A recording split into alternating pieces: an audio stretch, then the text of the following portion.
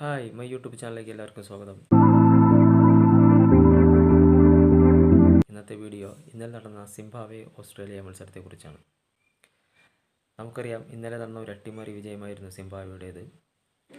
ആദ്യം ബാറ്റ് ചെയ്ത സിംബാബ്വെ 169 റണ്ണാണ് ഓസ്ട്രേലിയക്കെതിരെ വിജയലക്ഷ്യം വെച്ചത്. ഓസ്ട്രേലിയയെ സംബന്ധിച്ച് ഇത് വളരെ നിഷ്പ്രയാസം അടിച്ചെടുക്കാവുന്ന ഒരു റൺ മാത്രമായിരുന്നു. എന്നാൽ സിംബാബ്വെക്ക് വേണ്ടി ബ്ലെസ്സിങ് എന്ന് പറയുന്ന ബൗളറുടെ മികച്ച പ്രകടനം, ആ പ്രകടനം തന്നെയാണ് സിംബാബ്വെയെ 23 റണ്ണിൻ്റെ ഉജ്ജ്വല വിജയം കൈവരിക്കാനായിട്ട് സഹായിച്ചത്. ബെന്നറ്റ് എന്ന് പറയുന്ന സിംബാബ്വെയുടെ ബാറ്റ്സ്മാൻ 65 റണ്ണെടുത്തു. ഒരു കാര്യം ശ്രദ്ധിക്കേണ്ടതുണ്ട്, ഇവർ 2 വിക്കറ്റ് നഷ്ടത്തിലായിരുന്നു സിംബാബ്വെ 169 റൺ അടിച്ചെടുത്തത്. ഓസ്ട്രേലിയയ്ക്ക് വേണ്ടിയിട്ട് റൺഷി മാത്രമാണ് 77 റണ്ണെടുത്തത്.